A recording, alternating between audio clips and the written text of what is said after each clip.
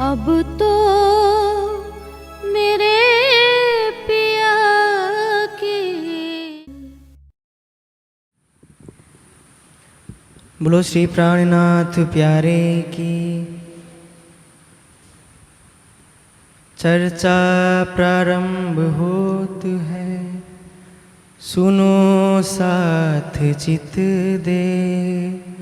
भजो राज श्यामा श्री प्राणनाथ, सखी जीवन हमारो है। श्री महामति कहे साथ जी, भया चर्चा का बखत।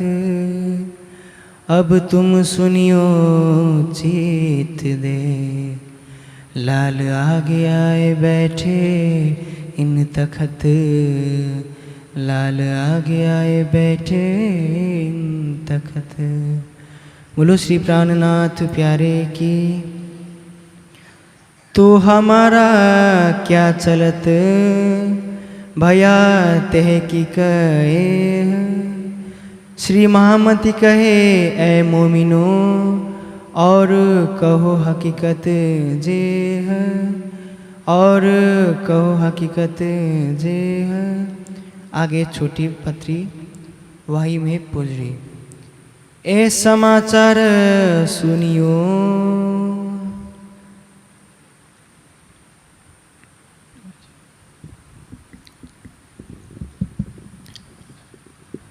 अक्षरती धामधनी श्री लालदास जी के धाम हृदय से पाती का वर्णन करवा रहे हैं। कल आपने सुना था श्री जी की लिखी हुई पाती को चौपाइयों के रूप में उद्धृत किया गया है बीतक के अंदर। उसमें यह दर्शाया गया है कि श्री जी ने औरंगजेब के यहाँ बंद 12 सुंदर साथ को सांत्वना देने के लिए अपने हाथों से पत्र लिखा था। उसमें बताया था उन्होंने कि श्री जी ने कि तुम 12 सुंदर साथ सब में शिरोमणि हो। अब आने वाले समय में तुम्हारी यशा पताका चारों तरफ फैला करेगी। तुमने औरंगजेब के यहाँ रहकर भी वहाँ अपना थाना यानी केंद्र बना दिया है। श्री जी आगे लिखते हैं कि परमधाम के सुंदर साथ, क़यामत के नाम से मुसलमान डरते हैं। वो सोचते हैं कि जब क़यामत आ जाएगी तो हमारा जो ये आराम से रहना है, खाना पीना है, ये सब छूट जाएगा। इनके नाम से ही वो डरा करते हैं। और उनको ये मालूम है कि जब क़यामत आएगी तो वो सोचते हैं कि इमाम मेहदी के हाथ में तलवार होगी, मोमिनों के हाथ में तलवार होगी और एक ही बार में 70,000 काफिरों को मार डालेंगे। यह क्या है? जाहिरी अर्थ है। आज भी आतंकवादियों के मन में यही धारणा है कि काफिरों को कत्ल करना ही उनके जीवन का उद्देश्य है। आप इसके सूक्ष्म अर्थों पर विचार करें तो काफिर किसको कहते हैं? जो अल्लाह ताला की अवज्ञा करे, आज्ञा को ना माने, जो एक परमात्मा के अस्तित्व को नहीं मानता है, वो काफिर है। उनको मारा कैसे जाएगा? क्या जो परमात्मा का स्वरूप बनकर इस दुनिया में आएगा, इमाम मोहम्मद महदी साहिबुल जमा, कुरान में लिखा है कि मोहम्मद को प्रेम का स्वरूप बनाया, तो मोहम्मद के नाम पर तो आज ये आतंकवाद फैला रहे हैं। और इन्होंने शुरू कर दिया इमाम महदी के भी नाम पर। आज जो भी आतंक है इमाम महदी के नाम पर किया जा रहा है, क्योंकि उनको मालूम है कि कुरान के अनुसार 11वीं सदी में इमाम महदी को जाहिर होना था। अब तो 14वीं सदी भी बीतने वाली है, 15वीं सदी शुरू होने वाली है। कुछ दिखाई नहीं पड़ता कि इमाम महदी कहाँ है। ये खोजते हैं अपने मुसलमानों के अंदर। बाणी कहती है, पर्दा लिख्या वास्ते आवने हिंदुओं माए। जो क़यामत के निशान है उसमें दर्शाया गया है कि जब इमाम मेहदी आएंगे तो उनके मुख पर पर्दा होगा। पर्दा होगा यानी वो हिंदू तन में आएंगे। लेकिन मुसलमानों को लगता है कि हम ही केवल अच्छे हैं, और जब इमाम मेहदी आएंगे तो तलवार से मारेंगे। तलवार से मारने का तात्पर्य है जान की तलवार से मारना। एक ही बार में 70,000 काफिरों को मारने का तात्पर्य क्या है? मनुष्य के शरीर में प्रश्नोपनिषद में बताया गया है कि 72,000 नाड़ियां हैं। इसी तरह से कतेब परंपरा में कहा गया है कि 70,000 नाड़ियाँ हैं। 70,000 नाड़ियों में वासनाओं की भावना बहती रहती है। जैसे कहा जाता है बोलचाल में कि मनुष्य जो मन में सोचता है रक्त पर उसका असर पड़ता है। विचारधारा मन से पैदा होती है, लेकिन मन का प्रभाव हमारे रक्त पर भी पड़ता है। जैसे किसी को वीर रस की बात करा दिया जाए तो उसके अंग में गर्मी जैसी लगने लगती है। किसी को भय की बात सुना दीजिए तो लगता है कि उनका शरीर का रक्त बिल्कुल ठंडा पड़ गया है, भय के मारे चेहरा पीला पड़ जाता है।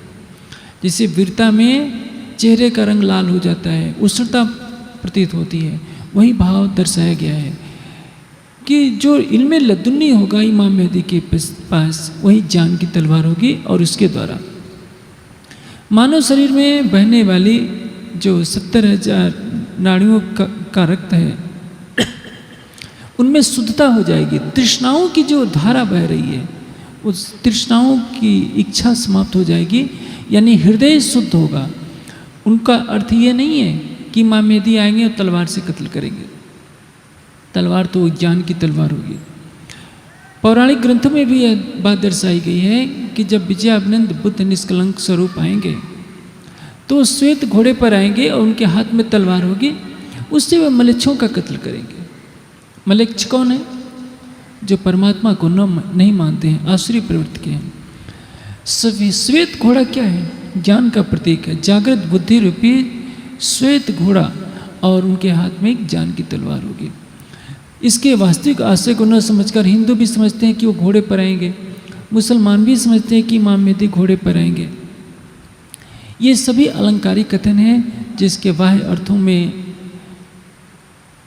पहुँच न होने के कारण हिंदू समाज भी भटका है और मुस्लिम समाज भी भटका है।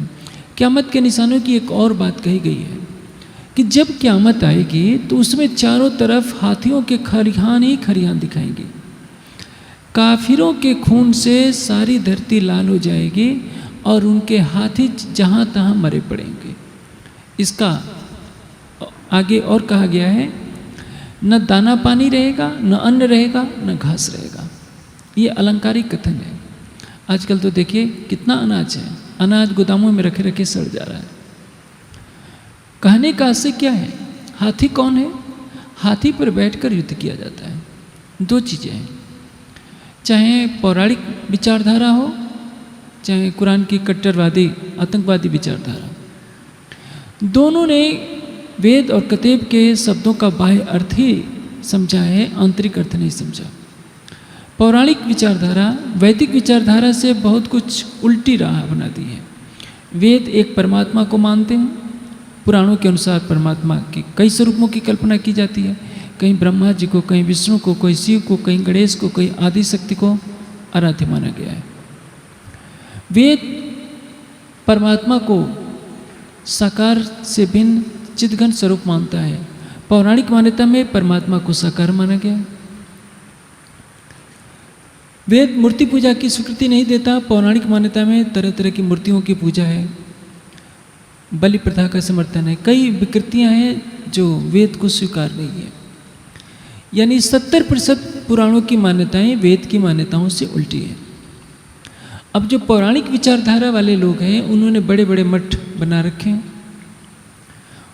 उनमें स्वलीला अद्वैत सच्चिदानंद परब्रह्म की कोई चर्चा नहीं होती। आप जितने तीर्थ स्थानों में भ्रमण करेंगे, हिंदुओं के बड़े बड़े तीर्थ स्थानों में, उनमें क्या होता है? बड़े बड़े आश्रम है, बड़े बड़े मंदिर है, चढ़ावा चढ़ रहा है। आप जाकर उनसे पूछिए कि स्वलीला अद्वैत सच्चिदानंद परमात्मा के बारे में बताइए, तो कोई जानकारी नहीं। मैंने अपनी आंखों से देखा है। मैं सोमनाथ मंदिर गया था जिसको महमूद गजनवी ने आज से 1000 वर्ष पहले कभी तोड़ा होगा। कोई भी वहाँ पुस्तकालय नहीं था, न स्टॉल था जहाँ धार्मिक ग्रंथ कुछ मिल सके। हजारों लोग वहाँ आए थे दर्शन करने के लिए। चढ़ावा चढ़ रहा है, शिवलिंग है, उस पर चढ़ावा तो चढ़ रहा है, लेकिन कोई बुक स्टॉल ऐसा नहीं था जहाँ गीता जैसी किताब भी मिल सके। यही स्थिति मैंने जगन्नाथपुरी में भी देखा। वहाँ भी कोई मुझे स्टॉल नहीं मिला जहाँ से कोई साहित्य मिल सके, बस चढ़ावा चढ़ रहा है। एक बार डोंगरे जी महाराज वहाँ भागवत करना चाहते थे वहाँ के पंडों ने भागवत भी नहीं करने दिया। इंदिरा गांधी दर्शन करने के लिए गई, जगन्नाथपुरी में उनको दर्शन तक करने नहीं दिया। ये क्या है? कर्मकांड। वाणी कहती है जब ज्ञान का प्रकाश फैलेगा, यानी एक स्वलीला अद्वैत सच्चिदानंद परब्रह्म पर हिंदू मुसलमान सबकी आस्था हो जाएगी। मुसलमान भी भटके हुए हैं, हिंदू भी भटके हुए हैं, क्योंकि दोनों को सत्य का प्रकाश नहीं है। साहेब आए इंच में करने कारज तीन, सो सबका झगड़ा मेट के या दुनिया या दिन। सबके झगड़ों को समाप्त करने के लिए राज्य आए हैं। पहला क्या है?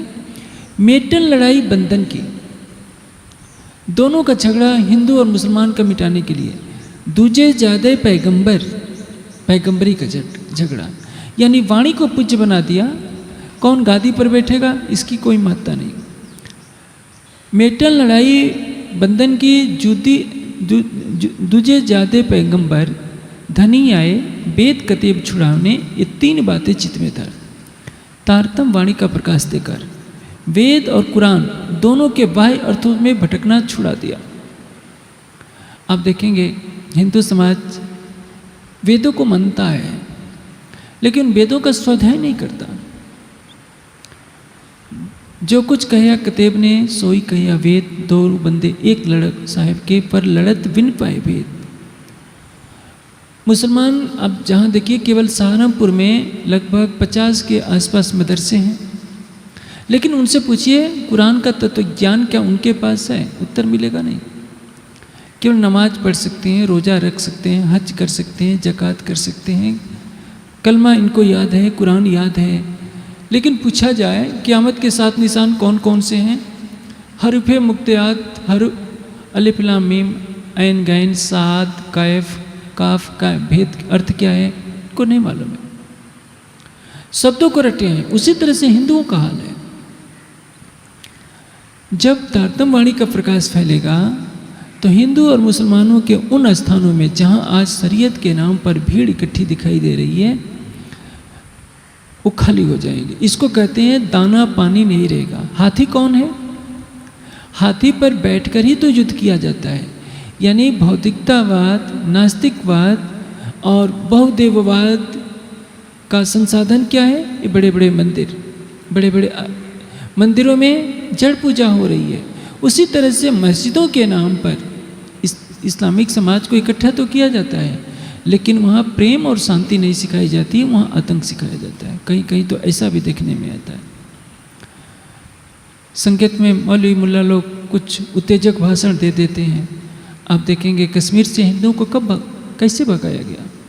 मस्जिदों से बड़े बड़े लाउड स्पीकर से जोर जोर से अनाउंस किया गया कि जो इस्लाम की शरीयत को नहीं मानना चाहता है वो यहाँ से चला जाए, नहीं तो परिणाम बहुत बुरा होगा।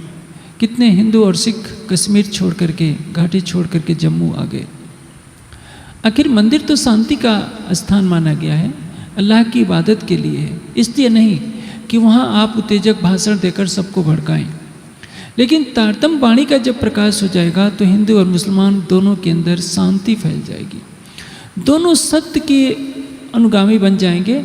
परिणाम यह होगा कि दाना पानी घास नहीं रहेगा। इन हाथियों को खाने के लिए न दाना रहेगा, न पानी रहेगा, न घास रहेगा।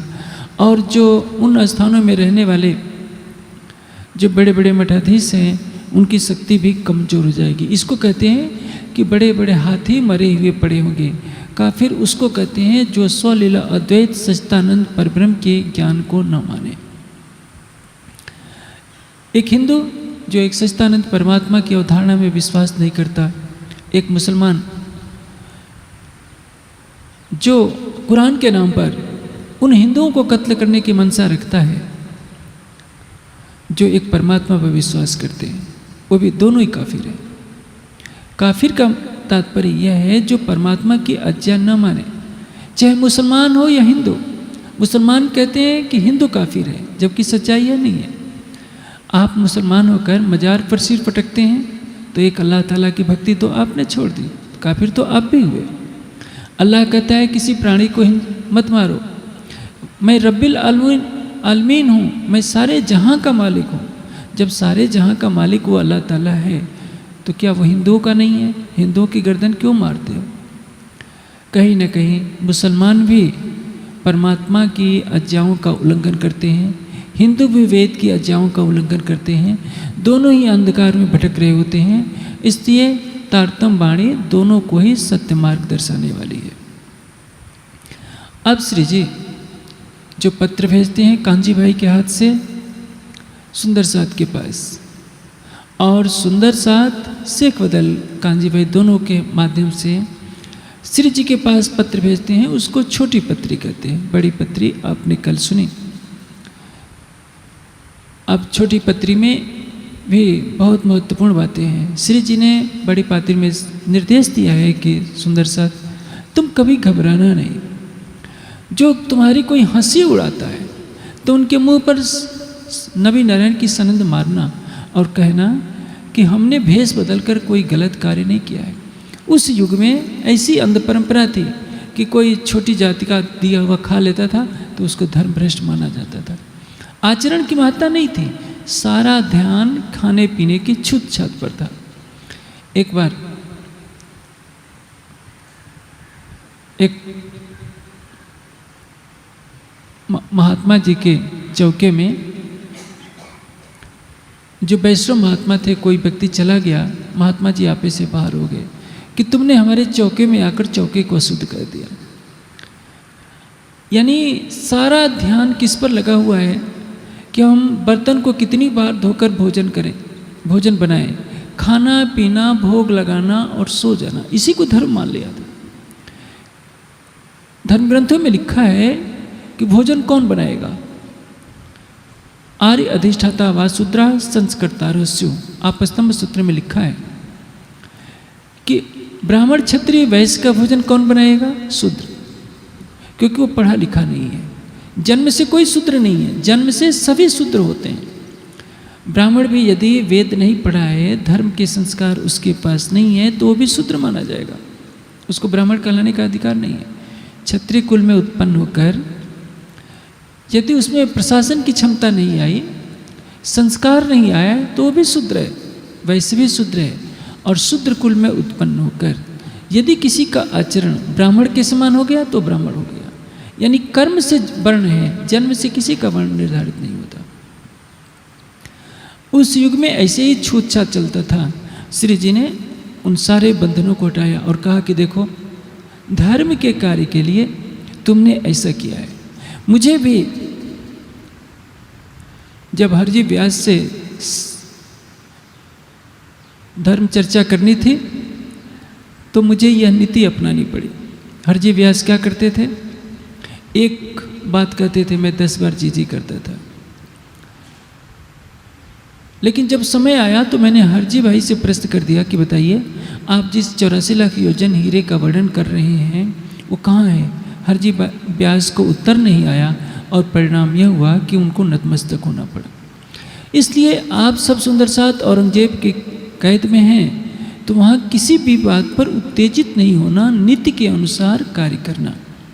क्योंकि किसी भी मुस्लिम को सीधे चुनौती देने का तात्पर्य है उनके क्रोध को भड़काना, और जब उनका क्रोध भड़क जाता है तो वे विवेक अपना खो देते हैं। और उस समय जबकि मुगलों की सियासत थी, शरीयत का राज्य था, हिंदू को तो अल्लाह या कुरान के बारे में कुछ भी बोलने का अधिकार ही नहीं था। अब छोटी पत्री जिसके बारे में आप सुनिए। हक सूरत और सिद्धपुर। श्री जी पत्र लिखते हैं कि अब हे सुंदर साथ जी, सूरत, सिद्धपुर और उदयपुर मेरठे में ये सारा समाचार पहुंच गया है। जो संदेशा दे के मैंने औरंगजेब के संबंध में विचार किया कि आखिर औरंगजेब क्यों नहीं जगा। उसके अंदर जब परम धाम की आत्मा है, मैंने संदेशा भेजा तो परम धाम की आत्मा तो एक शब्द सुन करके फिदा होनी चाहिए थी, क्योंकि वाणी कहती है, बहुत पुकार करूं किस खातिर, ये तो सुपन स्वरूप बेहद बनज का होएगा साथी, सो एक लवे हो सी टूक टूक। लेकिन औरंगजेब क्यों नहीं समझ रहा है? इसका कारण यही है कि एक तो उसको सामने बैठकर मेरी चर्चा सुनने का कभी अवसर नहीं मिला। दूसरे, उसके पास बहुत अधिक सेना है, दौलत है, और वो शरीयत के अधिकारियों से घिरा हुआ है। उसके मन में डर बैठ गया था कि यदि मैंने एक हिंदू वैरागी की बात मान ली तो मेरे जीवन के लिए खतरा हो सकता है, मेरी सत्ता तो जाएगी। और औरंगजेब के अधिकारियों ने ये बात मन में ठान ली थी कि यदि बादशाह हिंदू वैरागी के चरणों में जाता है तो निश्चित रूप से हम मिल करके औरंगजेब की हत्या कर देंगे, क्योंकि हमारी आन शान की बात है कि इतने बड़े देश का बादशाह एक हिंदू वैरागी के चरणों में क्यों जाए। कल मैंने कहा था कि किस तरह से शेख वाजिद जो फकीर था, उसके माध्यम से औरंगजेब बादशाह शाह कलंदर एक फकीर हैं, उनके तकिए यानी गादी में के स्थान में एकांत में आकर श्री जी से मिल गया। श्री जी ने उससे कहा कि तुम शरीयत को छोड़ो। कहा कि मेरे लिए शरीयत को छोड़ना संभव नहीं है। शरीयत को छोड़ते ही पूरे हिंदुस्तान में एक दूसरी हवा बच जाएगी कि जो शरीयत का बादशाह था उसी ने शरीयत छोड़ दी। मेरे लिए संभव नहीं है। जब तक उसके अंदर हकीकत का ज्ञान प्रवेश न करे वो शरीयत को कहाँ छोड़ सकता था। उसकी अंतर्दृष्टि खुली नहीं थी। वो केवल रोज़ा और नमाज तक अपने को सीमित किए रखा था। जो मुसलमान केवल नमाज पढ़ना जानता हो, कुरान की आयतों को रटा भर हो, उसके सूक्ष्म अर्थों को न समझता हो, वो भला एक ही संदेश में कैसे अपनी राह को बदल सकता था। पीछे फिरिए घर। किस तरह से संदेशे की बात कही गई है कि औरंगजेब बादशाह को मैंने संदेशा भिजवाया, जो लोग घुटन घुटसो बांध के। और जब घुटन सो बांधने का तात्पर्य आमने सामने बैठकर। जब तक औरंगजेब मेरे सामने बैठकर कभी चर्चा न सुने, उसके ऊपर क्या प्रभाव पड़ सकता था। कागज भेजा गया, थोड़ी सी बातें हुई, संदेशा पढ़ा, उसके दिल में तो है लेकिन आत्मबल नहीं हो पा रहा है कि पूरे कश्मीर से लेकर कन्याकुमारी तक की सत्ता को छोड़कर मैं इमाम मेहदी की शरण आ जाऊं, क्योंकि ये कार्य इतना सरल नहीं होता। मनुष्य का अहंग ही सबसे बड़ी माया बन जाता है। आप देखेंगे नेता लोगों को जब वोट लेना होता है, किसी भी मजार पर मत्था टेकवाइए, टेक देते हैं, लेकिन उनके जीवन में अध्यात्म का वह प्रभाव नहीं होता। मनुष्य को जब स्वार्थ दिखता है तो सब कुछ कर लेता है। स्वार्थ जब पूरा नहीं होना होता है तो परमात्मा को ठुकरा देता है। यही कारण है कि औरंगजेब के सामने एक पर्दा पड़ गया कि मैं इतनी बड़ी सल्तनत को छोड़कर हिंदू वैरागी की शरण में कैसे जाऊं। मुसलमानों का यही कहना था कि यदि इमाम मेहदी हिंदू तन में आते हैं तो हमें स्वीकार नहीं है। मुस्लिम भेष में आए, मुस्लिम भाषा बताएं तो हम मानेंगे, हिंदू वेशभूषा में हमें स्वीकार नहीं। सुनावे ना इन पर।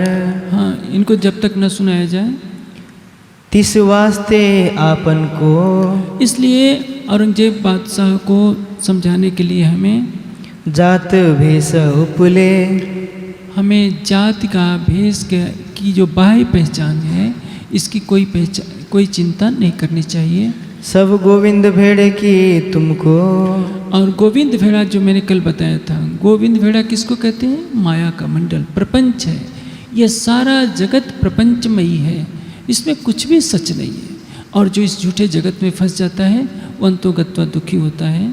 पहचान जात भेख के। ये जो संसार के जीव है किसमें फंसे रहते हैं? जाति और वेशभूषा में ही फंसे रहते हैं। हमारी ये बिरादरी है, हमारी ऐसी वेशभूषा है, इसी को लिए रहते हैं। आत्म तत्व की पहचान इनको नहीं होती। धन धन कहे सब हमको। और जब इस तरह से आप सत्य के ऊपर चलेंगे तो सभी आपको धन धन कहेंगे। पीछे उनके मन में। और उसके पश्चात उनके मन में क्या होगा? हमारा भाषा अवगुण। और उन्होंने हमारे अंदर अवगुण देखा।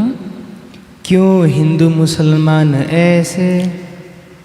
जब 12 सुंदर साथ कैद में थे, अब सुंदर साथ की तरफ से पत्र लिखा जा रहा है कि धामधनी, जब हम औरंगजेब की कैद में थे तो हम फकीरों के भेष में गए थे औरंगजेब सोचता है कि ये 10 हिंदू मुसलमान का वेश धारण करके क्यों आए, कहीं ऐसा तो नहीं है कि अकेले में मिलकर हमको मार डालें।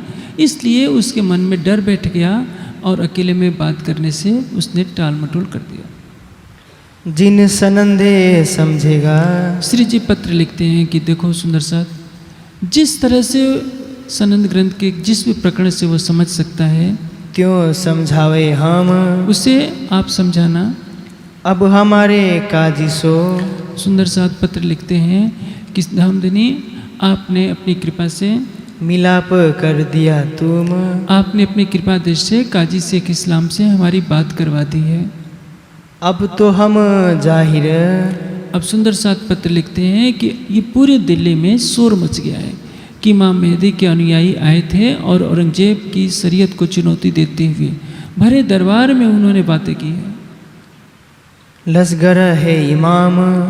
सबको मालूम है कि हम इमाम मेहदी की सेना के हैं। थाना थिर कर बैठे। और थाना थिप करके बैठे। यहाँ पर हमने प्राणनाथ जी का एक केंद्र स्थापित कर दिया है एक प्रकार से। एते दिन छाना करते काम। आज दिन तक हम छिप छिप करके रहा करते थे, लेकिन अब हमने यहाँ पर आपका एक केंद्र स्थापित कर दिया है। तिस वास्ते हम भी। इसलिए हम भी एक ही तरफ आएंगे। एक तरफ हो जाएंगे। तुमको दिल्ली के परवाने। अब दिल्ली से जो भी सूचना होगी हम आपको भेजते रहेंगे। खप होए तो भेजेंगे। जो आवश्यक सूचना होगी हम आपके पास भिजवाएंगे। और बड़े मोहरे मोर के। और मोह के बड़े मोहरे, यानी जो माया के बड़े बड़े आगेवान लोग हैं धर्म के, आए लगे तुम। वो कभी धर्म की वास्तविक राह को नहीं अपना पाएंगे। तिस वास्ते सब साथ को। इसलिए सब सुंदर साथ को आप पत्र लिखना। पाँव भरे हक हुक्म। इसलिए जो सत्य है उसको ग्रहण करना। सो तो तुम किया।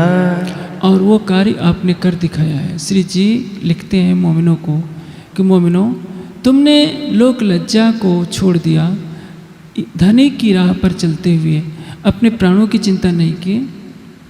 अब खबर राखियो तुम। इसलिए अपनी गरिमा की रक्षा करना। इन मोर्चे खबर। और जो शरीयत के विरुद्ध में ये युद्ध लड़ा गया है इसकी सूचना यह लिखते हैं हम। वो मैं देखूंगा कि आगे भविष्य में क्या करना है। जैसे तुम आपको। और जिस तरह से आप तैसा फुरमाया धाम। जो कुछ होगा धाम धनी ने जैसा चाहेंगे वैसा ही होगा। तैसे भारी हो जियो। और जैसी तुम्हारी गरिमा है उसके अनुसार ही आचरण करना। कभी बच्चों की तरह ओछापन नहीं दिखाना, गंभीर बने रहना और अपना ध्यान अपनी गरिमा को बनाए रखने पर रखना। तैसे की जो काम। और वैसे ही तुम आचरण करना। अब तुम एक दूजे से। अब श्री जी कहते हैं कि साथ जी अब तुम एक दूसरे से भारी रहना, यानी अपने आचरण को इतना दृढ़ बनाना कि सब तुम्हारी महिमा के को स्वीकार करें। अपने गुण बस कीजियो। गुण बस करने का तात्पर्य क्या है? अपने मन को बस में किए रहना। बड़े मोहरे को लगे तुम। क्योंकि आप किससे युद्ध कर रहे हो? शरीयत के सबसे बड़े बादशाह औरंगजेब के दरबार में हो, उससे आप टक्कर ले रहे हो। इसलिए कोई ऐसा व्यवहार न कर देना जिससे परम धाम के ब्रह्मणियों की गरिमा पर कलंक लगे। हो तुम जान शिरोमण। आप कौन हो? सब सुंदर साथ में शिरोमणि हो। क्योंकि आपने औरंगजेब बादशाह की सत्ता को चुनौती दी, उसकी शरीयत को चुनौती दी है। जो तुम साथ समस्त। और आप सब सुंदर साथ में शिरोमणि हो। तुम बुद्धवान विचस्यन। और आप कौन हो? बुद्धिमान हो, विलक्षण बुद्धि वाले हो। तुम पे बड़ी वस्त। तुम्हारे पास तारतम ज्ञान का अखंड धन है। तुम बुद्धिमान हो, तारतम ज्ञान को लिए हुए हो। इसलिए ऐसा कुछ भी व्यवहार नहीं करना जिस पर संसार उंगली उठाए। सो भी कारज कारण। और ये जो कुछ हुआ है राज्य की कृपा से हुआ है। कुछ न कुछ कारण है जिसके कारण ऐसा हुआ है। जान परत आगे। ऐसा लगता है कि जो कुछ हो रहा है इसमें राजी कुछ और चाहते हैं। ना तो हमारा जानना हुए। श्री जी कहते हैं कि देखो मैं तो यहाँ पर हूँ, तुम्हारी कोई सहायता नहीं कर पा रहा हूँ, इसलिए लगता है कि राजी मेरे अंदर प्रेरणा भर रहे हैं कि मैं आगे चलूँ। सो जानो तुम ए। और तुम इस बात को अच्छी तरह से जानते हो। बहुत खुशहाल होए के। बहुत आनंदित होकर वस्त का दिखाइयो बोझ। तुम जो भी बात करना अपने तत्व ज्ञान को दृढ़ता से प्रस्तुत करना। मोहम्मद ईसा इमाम। और मोहम्मद आखिरुल इमाम मोहम्मद मेहदी साहिबुज्जमा ईसा और इमाम मेहदी। बोझ बोझ दिखाइयो खोज। तीनों सूरतों की बात को बताना, बसरी सूरत, मलकी सूरत और हकी सूरत का प्रभाव क्या है, उन्होंने संसार को क्या दिया है। हम जो भेख बदल के। कि हमने जो भेष बदला है, फकीरों का भेष धारण किया है, एक धर्म के कार्य के लिए किया है। उस युग में क्या था, उस युग में सबके मन में ये डर बैठा हुआ था कि यदि हमने इसका दिया हुआ भोजन कर लिया, इसका भेष धारण कर लिया, तो उसको पूरे समाज से बहिष्कृत कर दिया जाता था। बैठे बीच दरबार।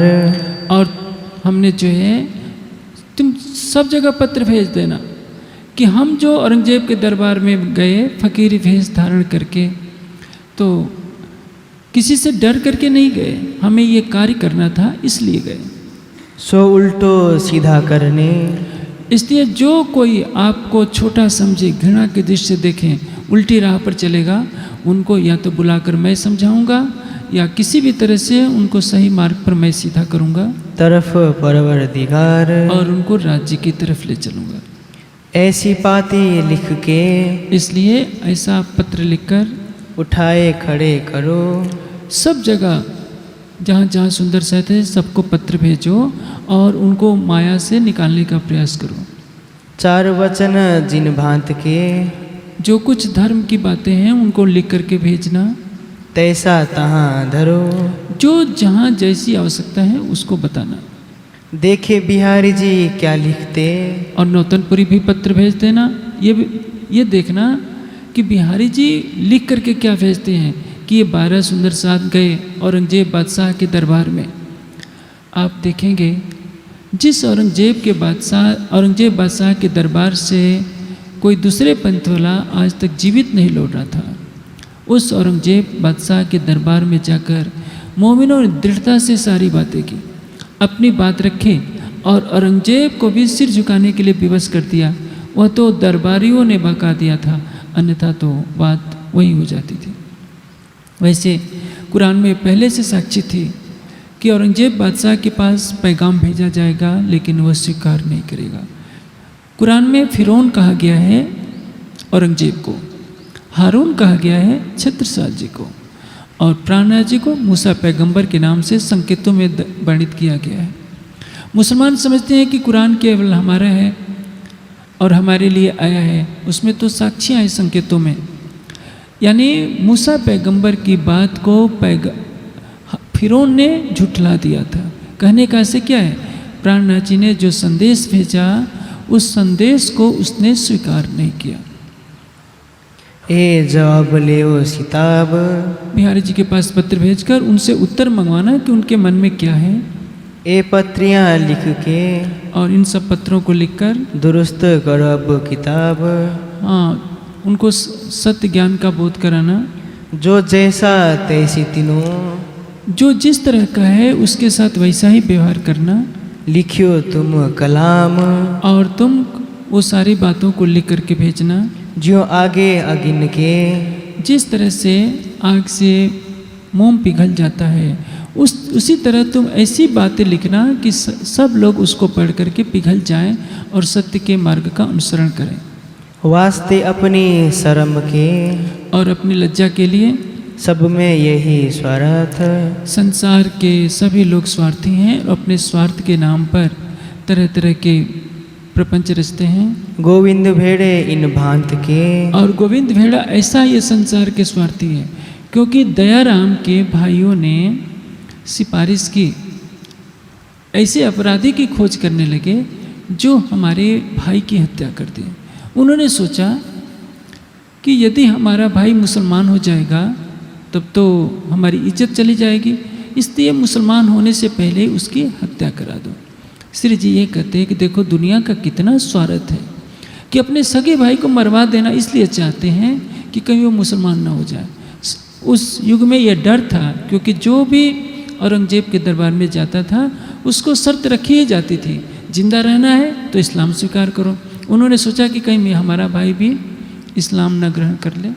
ये नजर में रखियो अर्थ, और ये बात अपने दिल में बनाए रखना, लोक मर्यादा छोड़ के संसार की मर्यादा को छोड़कर मोर्चा ढाए मीने बैठे।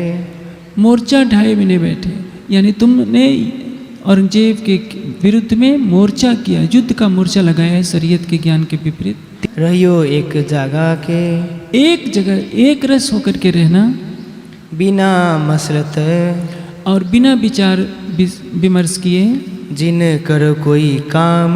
सुंदर साथ को एक विशेष सिखावन दिया, कुछ भी कार्य करो तो आपस में विचार विमर्श करके करो। ये प्रक्रिया जब तक रही, प्राचीन काल में जो भी चक्रवर्ती सम्राट थे, राजा थे, उनकी एक सभा हुआ करती थी। सभा से विचार विमर्श लिया जाता था। राजा सर्वोपरि था, राजा की बात को सभी मानते थे, लेकिन कुछ भी कार्य करने से पहले सभा में मंत्रणा की जाती थी, सभा अपना विचार व्यक्त कर देती थी। लेकिन जब से ये परंपरा हट गई तो राजा महाराजा तानाशाही हो गए। इसलिए जब तानाशाही की प्रक्रिया हो गई तो उल्टे सीधे निर्णय लेने लगे और परिणाम यही हुआ कि विनाश होने लगा।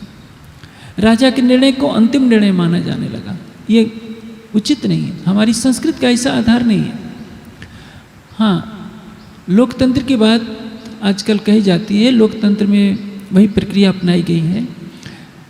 जहाँ अशिक्षित समाज हो वहाँ राजतंत्र अच्छा होता है, एक व्यक्ति का निर्णय अच्छा होता है। लेकिन जहाँ शिक्षित समाज हो, हर व्यक्ति विवेक रखने की क्षमता रखता हो, तो उसकी राय अवश्य लेनी चाहिए क्योंकि जब हर व्यक्ति अपनी राय देगा तो उसके साथ वो जुड़ेगा। श्री जी कहते हैं कि तुम 12 सुंदर साथ हो, मनमानी कुछ भी नहीं करना। कदाचित एक ने औरों को बताए बिना कोई निर्णय ले लिया, अन्य सुंदर साथ कहें कि हमें तो कुछ मालूम ही नहीं, तो परिणाम क्या होगा? वो किनारे हो जाएगा। सुंदर साथ में आज यही स्थिति है हमारे समाज के। आप देखेंगे अलग अलग मंदिर हैं, अलग अलग स्थान हैं, अलग अलग नीतियां हैं, जिनको धर्म का नेतृत्व प्रदान किया गया है। कहीं ना कहीं वाणी के प्रकाश से वो भी दूर है। एक तरफ तो वो चाहते हैं कि उनके कहने पर ही सारा देश चले, चाहे वो गलत निर्णय ले चाहे वो सही निर्णय ले, क्योंकि वो धर्म के मुख्य स्थान पर बैठे हुए हैं। ये उचित नहीं है। नीति का कथन है, न सा सभा यत्र न संति वृद्धा। वृद्ध किसको कहते हैं? ज्ञान से जो वृद्ध हुआ। सिर के बालों के सफ़ेद होने से कोई वृद्ध नहीं होता, जो ज्ञान से बड़ा होता है वो वृद्ध माना जाता है। जब सुखदेव जी सभा में आए ऋषियों के, तो सारे ऋषि मुनि उठ गए, उठ करके खड़े होकर सबने स्वागत किया, क्योंकि तप त्याग और ज्ञान में सुखदेव के बराबर कोई नहीं था। सुखदेव की अवस्था उस समय 16 वर्ष की थी, लेकिन बड़ी बड़े अवस्था वाले ऋषि मुनि भी खड़े हो गए। न सा सभा यत्र न संति वृद्धा, वृद्धा ये न वदंति धर्मम। और वो ज्ञानी नहीं है, वो वृद्ध नहीं है जो धर्म की बात नहीं कहते। धर्मम न यत सत्यम न अस्ति, वह धर्म नहीं है जिसमें सत्य नहीं हो। न तत् सत्यम यत छलम अभिपेद, और वो सत्य नहीं है जो छल से भरा हुआ। जैसे अश्वत्थामा के संबंध में युधिष्ठिर ने कह दिया, अश्वत्थामा मरो नरो वा कुंजरो। मुझे नहीं मालूम है कि हाथी मरा है कि अश्वत्थामा मरा है, लेकिन अश्वत्थामा मरा है। बोला तो सत्य युधिष्ठिर ने, लेकिन छल से भरा हुआ।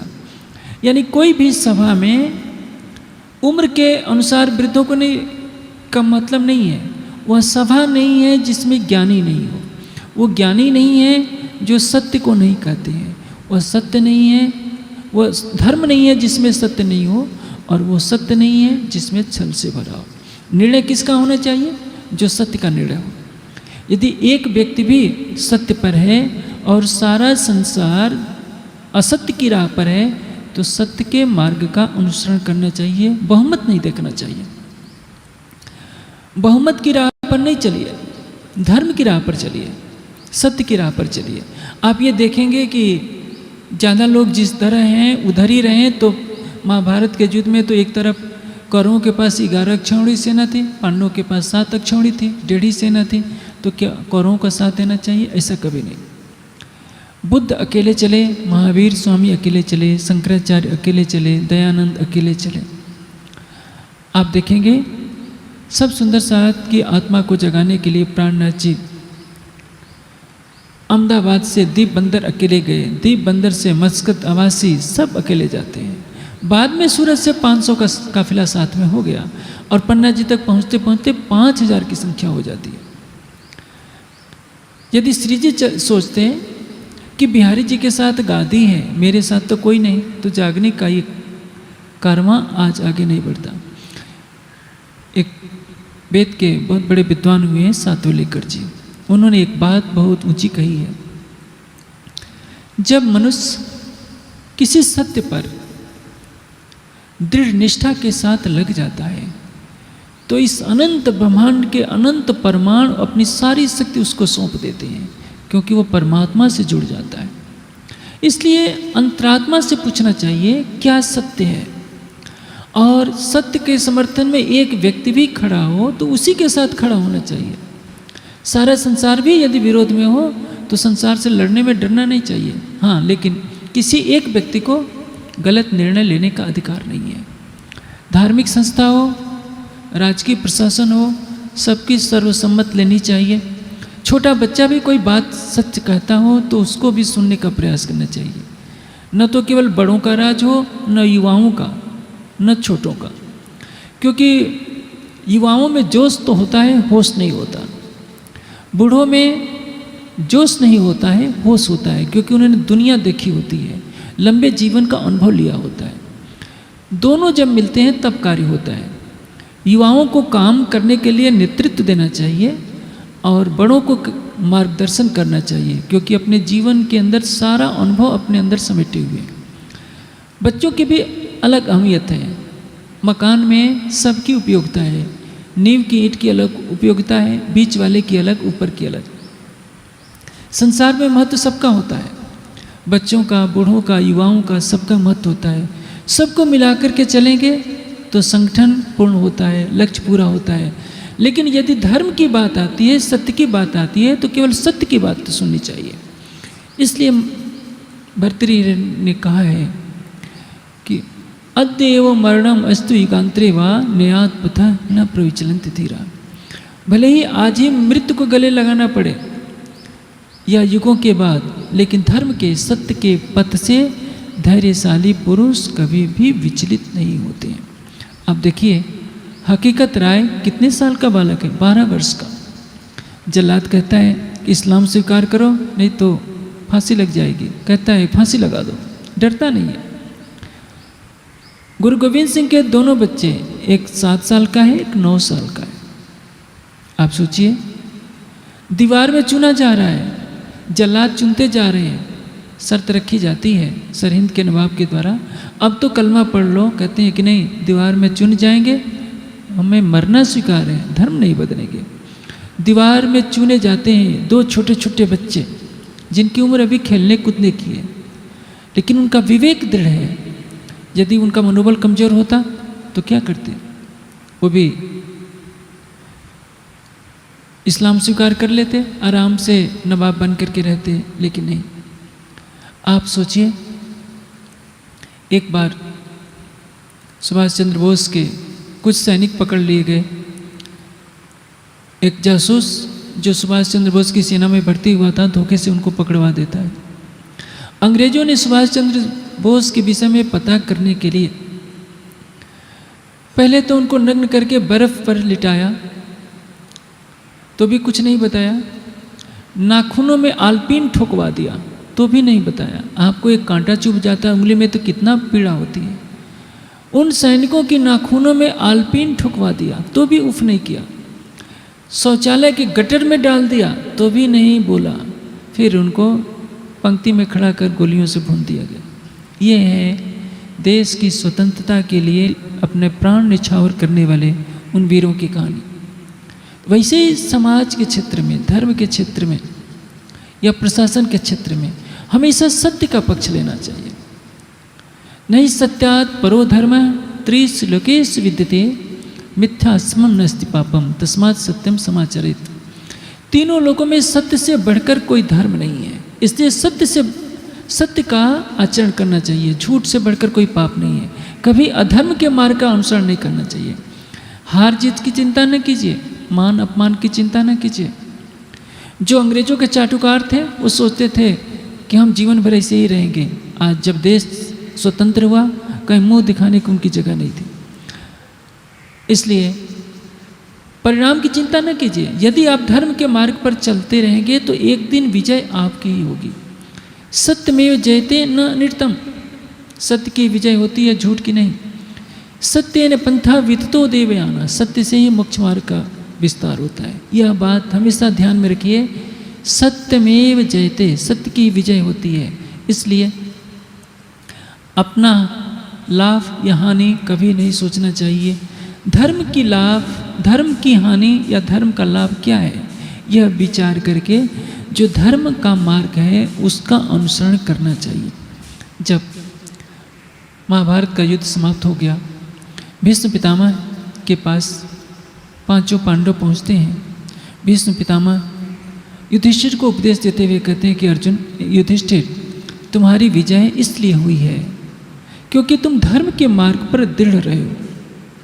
तुमने अपना लाभ हानि नहीं देखा, धर्म के कारण ही तुम्हारी विजय हुई है और आज तुम सम्राट बनने वाले हो। आशय क्या है? मनुष्य भी यही सोचता है, अरे किसी से घूस ले लो, कौन देखता है। किसी का धन छिपा लेते हैं हम, सोचता है कि कौन देख रहा है, धन आ जाएगा। धन वो आपके पास कितने दिन रहेगा। इसलिए त्याज्यम न धैर्यम विद्रोही अपकालीय, कितनी भी बड़ी विपत्ति हो जाए धैर्य का साथ नहीं छोड़िए। हमेशा जीवन में धैर्य बनाए रखिए कि परमात्मा हमारे साथ है, यही तो होगा। आप देखेंगे इतिहास के पन्नों पर पूरा राजस्थान क्या पूरा देश अकबर के चरणों में नतमस्तक हो गया था। महाराणा प्रताप जंगल जंगल भटक रहे हैं, सेना नष्ट हो चुकी है, राज सत्ता जा चुकी है, अपने बच्चे को खिलाने के लिए कुछ नहीं है, घास की रोटी भी मुश्किल से मिल रही है। फिर भी महाराणा प्रताप का धैर्य नहीं डिगा और एक दिन पुनः वे महाराणा बने। यदि महाराणा प्रताप ने भी अपना धैर्य खो दिया होता तो आज महाराणा प्रताप को महापुरुष नहीं बना जाता। मान सिंह की कोई जय नहीं लगाता। पूरे देश में ऐसा कोई भी व्यक्ति नहीं है जो मान सिंह की जय बोलता हो, जयचंद की जय बोलता हो, मीर जाफर की जय बोलता, कोई नहीं बोलता। जिन्होंने अपने प्राण हथेली पर रखकर धर्म की रक्षा की है, देश की रक्षा की है, आज देश हजारों वर्ष बीतने के पश्चात उनको याद करता है। इसलिए सुख और दुख की चिंता किए बिना हमेशा सत्य और धर्म का पक्ष लेना चाहिए।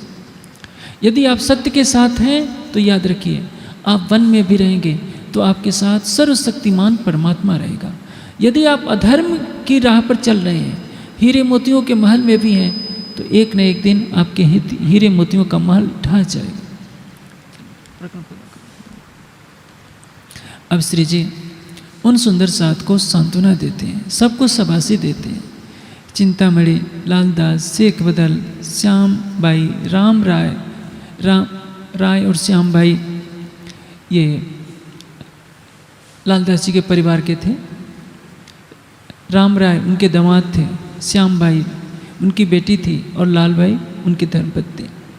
सबको सांत्वना देते हैं, सबको वरद, सबको आशीर्वाद देते हैं। तुमने सब सुंदर साथ की सेवा की है, राज्य तुम्हारे ऊपर मेहर करे। अब श्री जी पत्र लिखते हैं कि देखो, मैं यहाँ बैठा रहूँ तो कोई लाभ होने वाला नहीं है। मैं चाहता हूँ कि यहाँ से निकलूँ, राजस्थान की तरफ जाऊँ और वहाँ के राजाओं को जागृत करूँ क्योंकि ये मुसलमान शरीयत के कट्टर अनुयायी हैं, ये कभी भी सीधे प्रेम से मानने वाले नहीं हैं। तलवार का मुकाबला तलवार ही करेगी। जब औरंगजेब के विरुद्ध कोई राजा खड़ा होगा तब औरंगजेब बात सुनेगा, ऐसे नहीं सुनेगा। यहीं पर इसी संबंध में कीर्तन है जो आपने सुना कि राजा ने मलोरे रानी राय तरो, धर्म जाता रे कोई दौड़ो, जागो रे जोधारे उठ खड़े रहो, नींद निगोड़ी रे छोड़ो। देश के राजाओं को उन्होंने पुकारा कि राजाओं तुम क्या कर रहे हो? त्रैलोकी मेरे उत्तम खंड भरत को तामे उत्तम हिंदू धर्म, ताके छत्रपतियों के सिर इत आए रही शर्म। तुम भारत में पैदा हुए हो, तुम्हें त्रिलोकी में स्वर्ग से बैकुंठ से भी श्रेष्ठ है ये भारत भूमि। पृथ्वी लोक स्वर्ग और बैकुंठ में भी यह श्रेष्ठ है भारतवर्ष।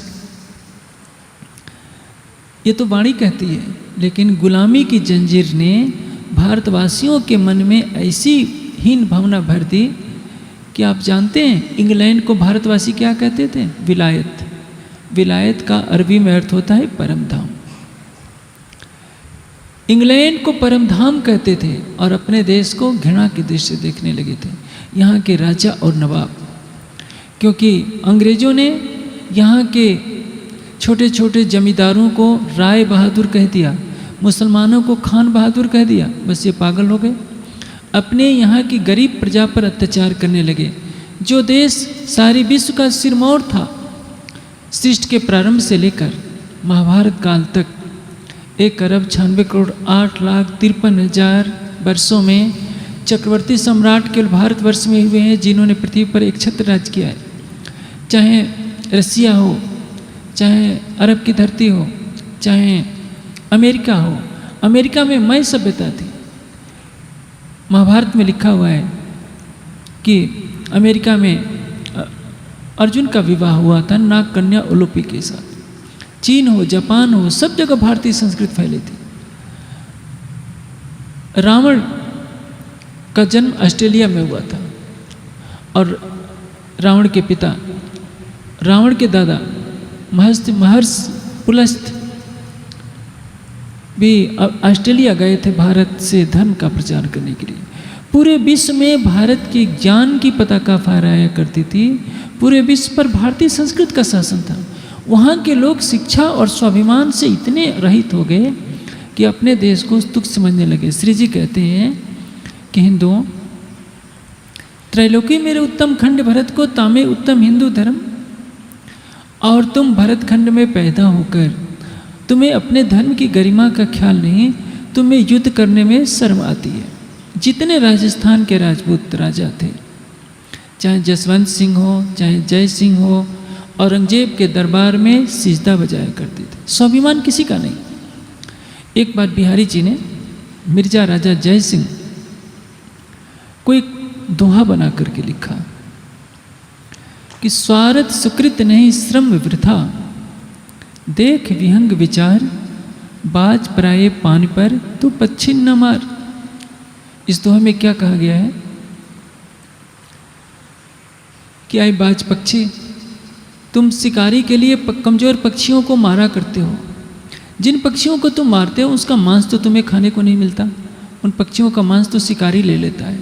तुमसे तो पक्षियों को मरवाता है, तुझे क्या मिल रहा है?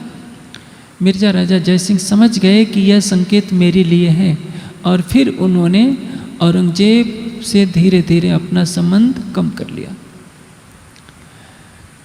हमेशा से अकबर के समय से ये चला आ रहा है। जयपुर का कछवाहा घराना हमेशा देश के विपरीत लड़ता रहा, अकबर के साथ रहा।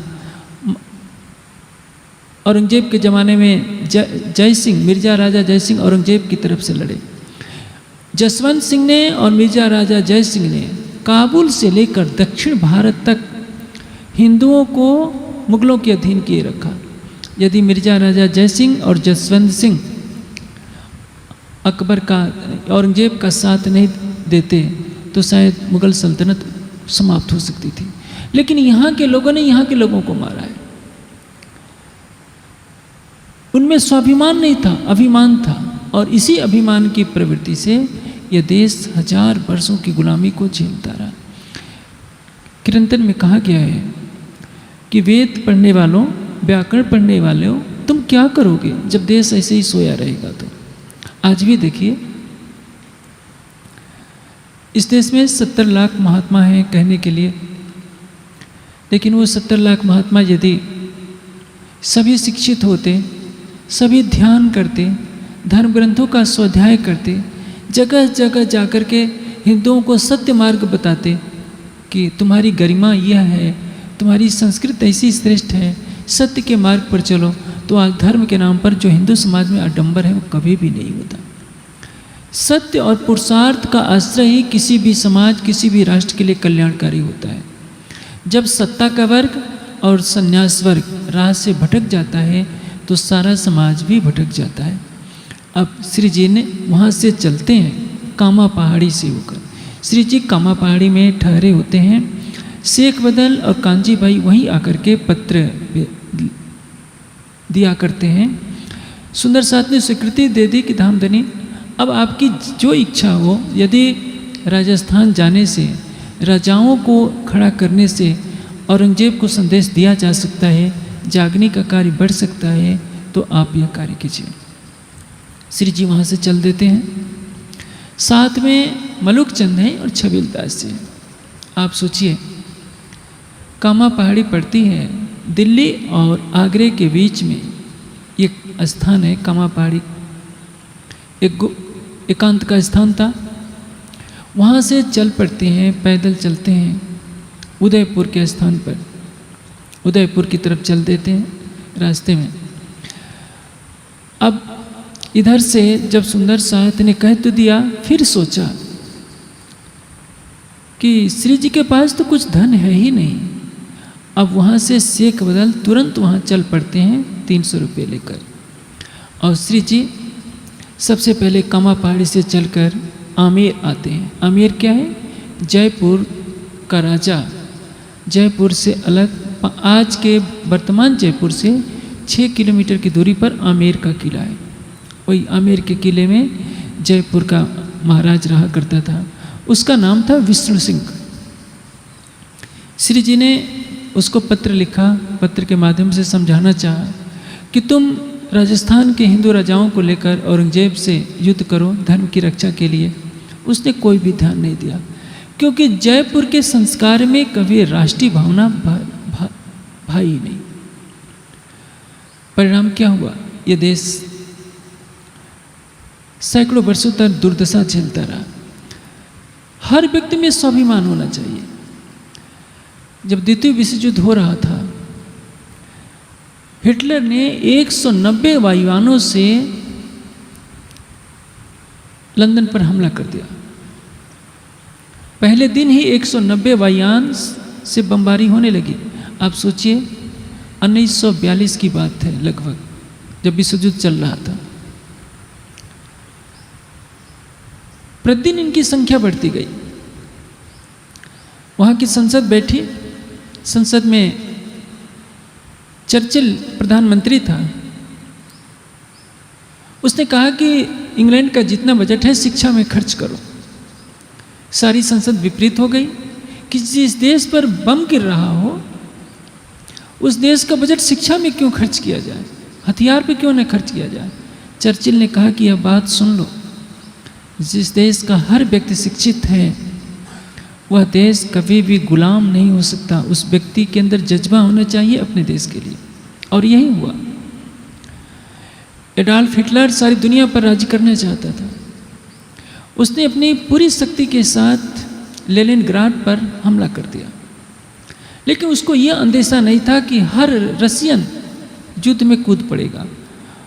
उस लेनिनग्राड की एक एक इमारत में युद्ध चलता रहा और पूरी जर्मनी की सेना को उन्होंने छक्के छुड़ाकर पीछे हटने के लिए विवश कर दिया, क्योंकि रसिया का हर व्यक्ति अपने देश के लिए लड़ रहा था, इंग्लैंड का हर व्यक्ति अपने देश के लिए लड़ रहा था, भारत का हर व्यक्ति अपने देश के लिए नहीं लड़ रहा था। 1857 का जो गदर हुआ उसमें देश के सबसे जो लड़ाकू थे मराठे, गायकवाड़, सिंधिया, होलकर, ये नेपाल के गोरखे, पंजाब के सिख सब अंग्रेज़ों की तरफ से लड़ रहे थे। छोटे छोटे राजा, कुछ जमींदार और जनता सैनिक मिलकर ही अंग्रेज़ों के खिलाफ युद्ध छेड़ रहे थे। जो बड़ी बड़ियाँ शक्तियाँ थी वो तो अंग्रेज़ों के समर्थन में थी। इसलिए 40 करोड़ हिंदुस्तानियों पर सैकड़ों, केवल कुछ 100 अंग्रेज़ों ने राज किया। 2 करोड़ लंदन में इंग्लैंड की जनसंख्या थी, इंग्लैंड की जनसंख्या 2 करोड़ थी और उस समय भारत की जनसंख्या 40 करोड़ थी। भारत ही नहीं, केवल 2 करोड़ अंग्रेज़ों ने पूरी दुनिया पर राज किया। क्यों? भारत में कुछ हजार अंग्रेज आए, ईस्ट इंडिया कंपनी के रूप में कितने आए थे, लेकिन जहाँ का व्यक्ति शिक्षित ही नहीं होगा वो करेंगे क्या? आज भी भारत की जनसंख्या 1.25 अरब है। जर्मनी आपके यूपी से भी छोटा है, लेकिन जर्मनी के सामने भारत कहाँ, पूरा यूपी कहाँ ठहरता है? क्योंकि यूपी में क्या है? जातिवाद है, अशिक्षा है, गंदगी है। यहाँ के लोगों को अपने गांव से प्रेम नहीं है, नगर से प्रेम नहीं है, प्रांत से प्रेम नहीं है, देश से प्रेम नहीं है। कचरा सड़क पर ही डालेंगे। शिक्षा के लिए वो व्यवस्था नहीं। जिस देश का हर व्यक्ति शिक्षित हो, संस्कारित हो, वो देश कभी भी पराधीन नहीं होता। देश को गुलाम बनाया किसने? इस देश के देशद्रोहियों ने ही तो बनाया। चाहे मीर जाफर के रूप में मानिए, जयचंद के रूप में मानिए, मान सिंह के रूप में मानिए या किसी के रूप में मानिए। जब ज्ञान का प्रकाश होता है, जहाँ का हर व्यक्ति ज्ञानवान होगा, वह व्यक्ति धार्मिक दृष्टि से, राजनीतिक दृष्टि से, सांस्कृतिक दृष्टि से समृद्ध होगा। सबकी आधारभूत संरचना का मूल क्या है? शिक्षा और संस्कार। अब ज्ञान का प्रकाश चाहिए। सारा देश सो रहा है, लेकिन श्री प्राणनाथ जी के स्वरूप में अक्षरातीत का आवेश दिला कर रहा है। वो अकेले चल देते हैं राजस्थान के राजाओं को जगाने के लिए। आप सोचिए, चारों शंकराचार्य तो उस समय भी थे, बड़े बड़े अखाड़े थे, बड़े बड़े मंडलेश्वर थे, किसी को क्या चिंता? सब अपने मठों में बैठे आराम कर रहे हैं। राजस्थान के सारे रजवाड़े अपने अपने महलों में आराम कर रहे हैं। उनको ये लेना देना नहीं कि हम 1000 सालों से गुलाम बने हुए हैं। एक सिंह को कहिए कि तुम पिंजरे में रहो, आराम से तुमको खाना देते रहेंगे, सिंह को स्वीकार नहीं। पिंजरे के पक्षी को मालूम है कि अपने आप फल चुनकर खाना कितना आनंदमय होता है और पिंजरे में बंद रह करके खाना कितना कष्टकारी होता है। लेकिन इस देश के लोगों को तो गुलाम रहने की आदत ही पड़ गई है। 700 साल से, 1000 वर्षों की गुलामी ने ये संस्कार डाल दिए हैं कि हमें अपनी भाषा पर गर्व नहीं, अपनी वेशभूषा पर गर्व नहीं, अपनी संस्कृति पर गर्व नहीं। अब श्री जी विष्णु सिंह को काफ़ी समझाने का प्रयास करते हैं पत्र के माध्यम से। जब देखा कि ये तो कोरा जीव है, तो वहाँ से सांगानेर आ जाते हैं। 1-2 दिन रहकर सांगानेर जब आते हैं, उधर मुकुंद दास जी उदयपुर पहुँचे हुए थे। वो सोचते हैं कि श्री जी के साथ औरंगजेब का धर्म युद्ध हुआ है। धर्म युद्ध यानी धर्म के संबंध में लड़ाई। उस श्री जी से मिलने के लिए वहाँ चल जाते हैं। तो जब वो आमेर आते हैं तो पता चलता है कि श्री जी तो आमेर से चले गए हैं, पुनः सांगानेर आते हैं। उधर से शेख बदल आ रहे होते हैं। शेख बदल की भेंट हो जाती है मुकुंद दास जी से, जो रास्ते में मवासी आदिवासी होते हैं। उनको शक हो जाता है कि इन लोगों के पास लगता है पैसे हैं। वो पीछा करते हैं, फिर किसी तरह से ये दोनों अपनी सुरक्षा करके पहुंचते हैं। श्री जी आगे जब जाते हैं श्री जी के पास, तो देखते हैं कि एक पूर्व मंडल गांव है उधर के क्षेत्र में, सांगानेर के क्षेत्र में। श्री जी एक दुकान के बाहर बैठे होते हैं और मलुक चंद और छबील दास खड़े होते हैं श्री जी की सेवा में। कई दिनों से अन्न का दाना भी खाने को नहीं मिला होता है। आखिर क्यों? श्री जी यदि चाहते तो संकल्प मात्र से वहाँ हीरे पैदा कर सकते थे। आप सुनेंगे पन्ना जी के बीतक में छत्रसाल जी को तो यही आशीर्वाद दिया था कि छत्रसाल सवेरे से लेकर शाम तक अपना घोड़ा दौड़ा लो, जहाँ तक तुम्हारा घोड़ा दौड़ लेगा वहाँ की धरती हीरा उगलने लगेगी। जो स्वरूप आशीर्वाद मात्र से पन्ना की धरती को हीरों का बना सकता है, वो स्वयं कई दिनों से भूखा है। किस लिए? आने वाले समय में सब सुंदर साधकों और समाज को यह शिक्षा देने के लिए कि यह जो संन्यास जीवन बना है, कष्टों को सहने के लिए बना है। यह 60 लाख की विदेशी गाड़ी में घूमने के लिए नहीं बना है। एक ऐसा व्यक्तित्व जिसके चरण कमल पढ़ने से यह ब्रह्मांड पवित्र हो गया, यह ब्रह्मांड अखंड मुक्ति का अधिकारी हो गया, वो स्वरूप कई दिन से भूखा है। और आज तो हम जो भी आनंद पा रहे हैं अपने मंदिरों में, आश्रमों में, संस्थाओं में, प्राणनाथ जी की कृपा से ही तो पा रहे हैं। यदि उनकी वाणी नहीं होती तो हमें पूछता भी कौन? इसलिए हमें यह ध्यान रखना होगा कि जो धन हमारे पास आता है उसको हम सोच विचार कर खर्च करें। हमें अपनी सुख सुविधा के लिए खर्च करने का अधिकार नहीं है। जागने के कार्य में हर तरह का कष्ट आएगा, भूखों भी रहने पड़ेंगे, समाज के पत्थर भी खाने पड़ेंगे, अपशब्दों को भी खाना पड़ेगा, लेकिन संसार के कल्याण के लिए हमें सब कुछ सहन करना होगा। यह मार्ग दर्शाने के लिए स्वयं श्री जी ने यह लीला करके दिखाई कि देखो, मैं कामा पहाड़ी से पैदल चलकर आया हूँ और इतने दिनों से मुझे खाना नहीं मिला। आज हम श्री जी के उस आदर्श से शिक्षा लेना नहीं चाहते और यही कारण है कि आज हम फिसड्डियों की पंक्ति में हैं। यदि हमने अपने संस्कारों में उन आदर्शों को स्थान दिया होता तो शायद हमारा इतिहास कुछ और होता। जब सम्राट अशोक ने अपने बौद्ध विहारों में बहुत अधिक धन दान में दे दिया, परिणाम क्या हुआ? बौद्ध मठों में इतना धन आ गया कि भिक्षु विलासी और दुराचारी हो गए, बौद्ध धर्म का पतन हो गया। धार्मिक संस्थाओं में धन आना चाहिए, लेकिन उस धन का सदुपयोग होना चाहिए। उस धन का सदुपयोग यदि शिक्षा की परंपरा है तो वो धार्मिक संस्थान चलते रहेंगे। जब तक नालंदा विश्वविद्यालय में शिक्षा दीक्षा रही तब तक धन उसमें व्यय होता रहा। बड़े बड़े आश्रमों में शिक्षा की कोई व्यवस्था नहीं, करोड़ों रुपये की आमदनी है, तो आखिर होगा क्या? उस धन से सुख सुविधाएं बढ़ेगी, महंगी महंगी गाड़ियाँ आएगी, ऐसी कमरे आएंगे, खान पान राजाओं जैसा होगा, तो वहाँ ज्ञान ठहरेगा नहीं, वैराग्य ठहरेगा नहीं, भक्ति भाव नहीं ठहरेगा। पतन वहाँ से प्रारंभ हो जाता है। इसलिए धार्मिक संस्थाओं में जो ज्ञान आता है वो मानवता के कल्याण में खर्च होना चाहिए। शिक्षा में खर्च कीजिए, समाज को पथ प्रदर्शित करने के लिए साहित्य में खर्च कीजिए, दीन दुखियों आदिवासियों के कल्याण में खर्च कीजिए धर्म का पैसा। तो धार्मिक स्थान यावत चंद्र दिवाकरों, जब तक सूर्य चंद्रमा चमकते रहेंगे तब तक वह स्थान बना रहेगा। लेकिन यदि स्थानों में भौतिक संसाधन बढ़ जाते हैं, ज्ञान का प्रकाश हट जाता है, भक्ति की धारा हट जाती है, तो वो स्थान निश्चित रूप से उजाड़ बन जाएंगे।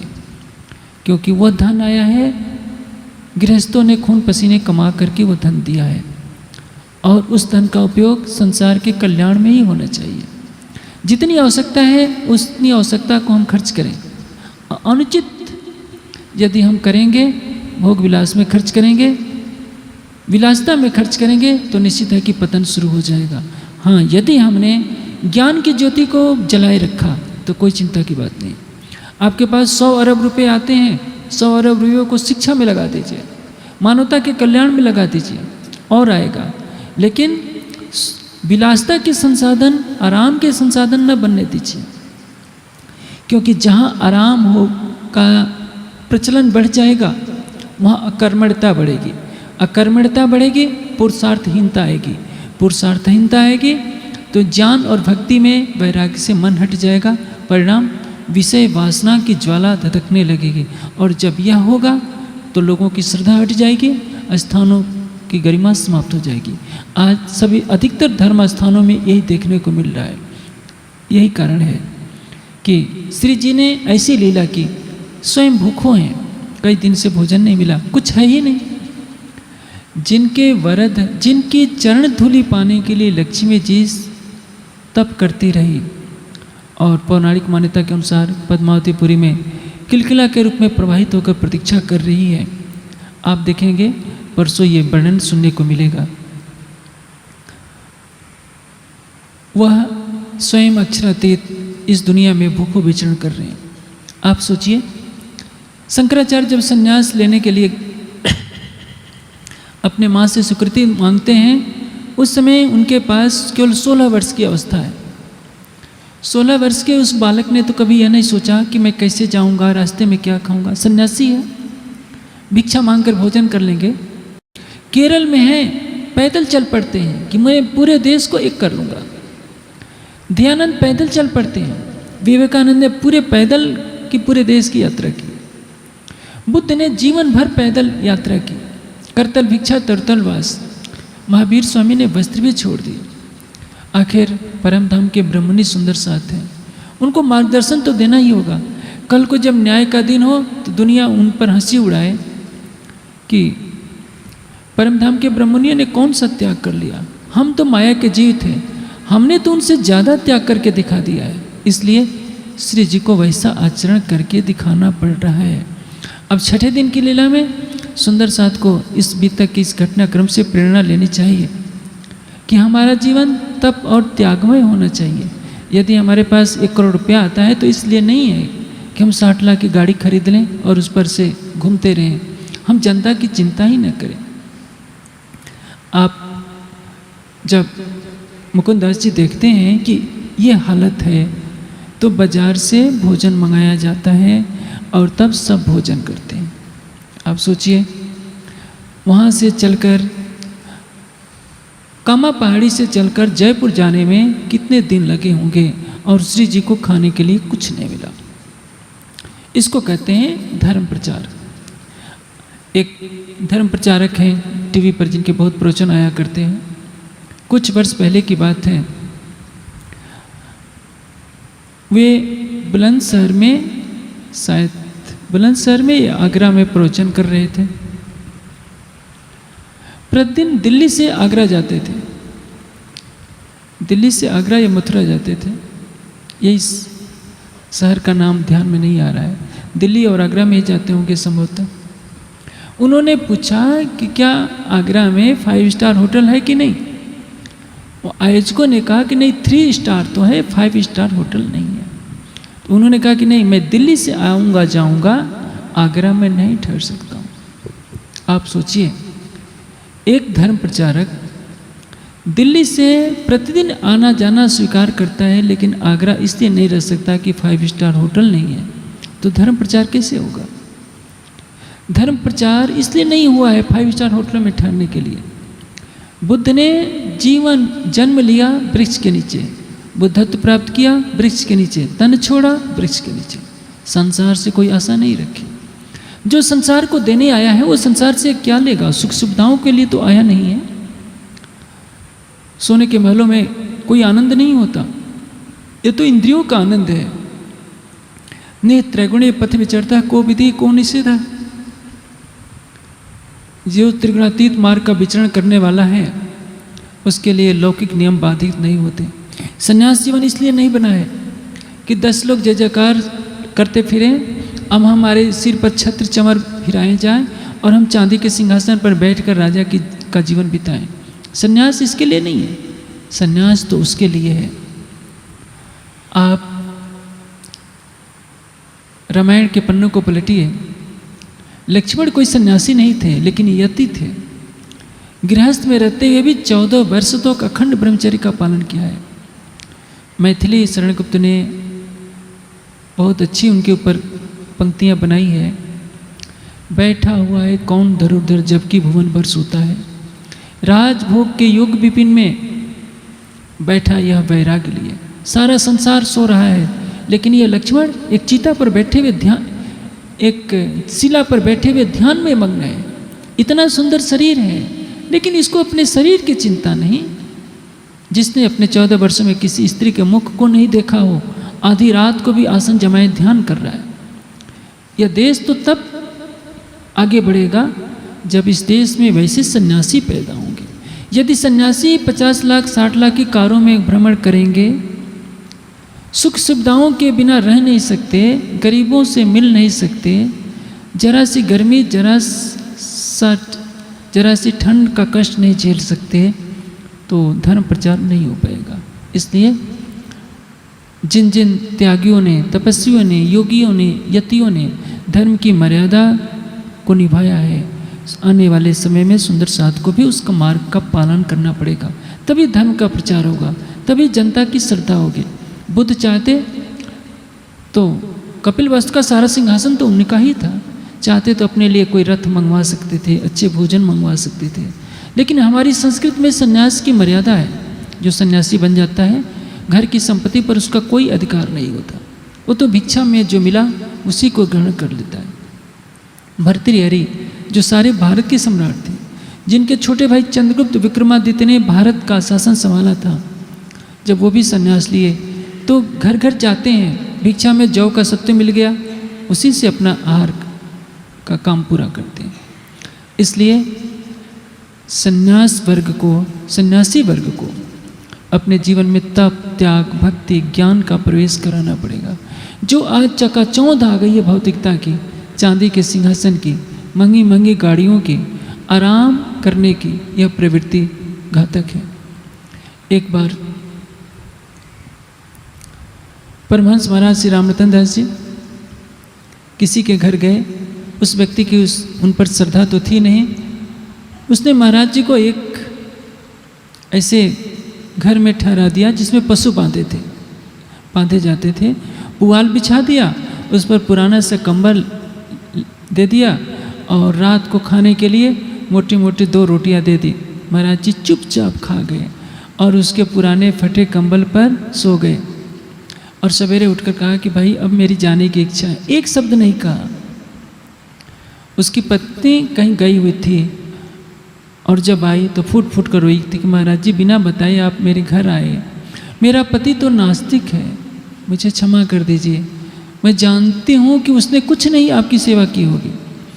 महाराज जी कहते हैं अरे मुझे तो बहुत आनंद आया उन 2 मोटी मोटी रोटियों में और उस कंबल पर।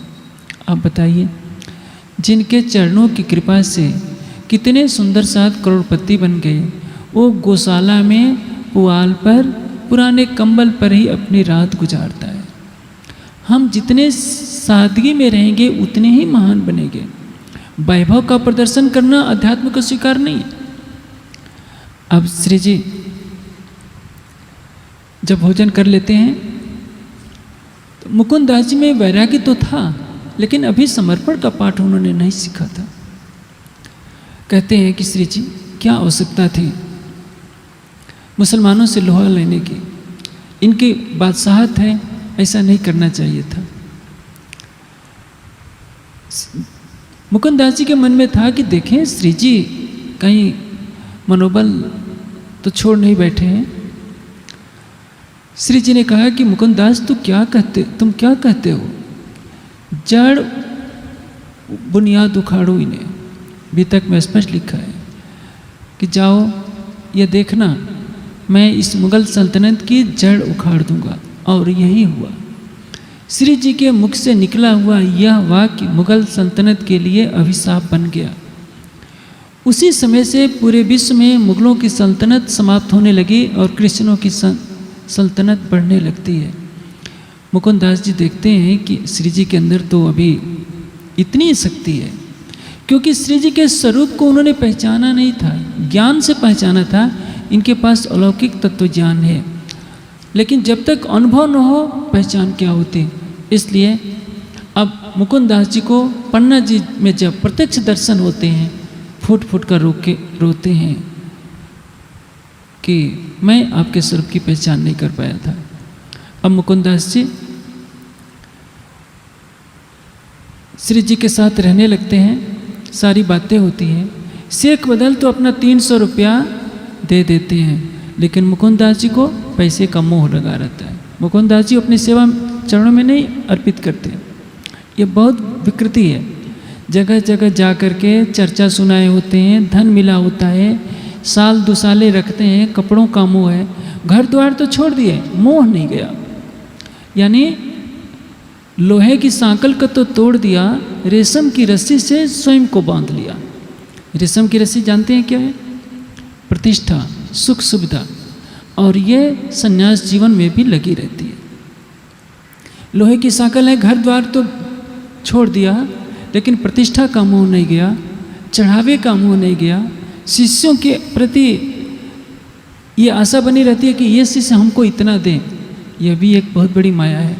तभी तो श्री जी ने चिंतामणि को कहा था, एक छोड़ी तो दूजी भी डारो, जराए देवो चतुराई। चिंतामणि, तुमने घर द्वार छोड़ा, लेकिन शिष्यों की मंडली इकट्ठी करके तुम यहाँ गादीपति महंत बन गए हो, ये भी एक माया है।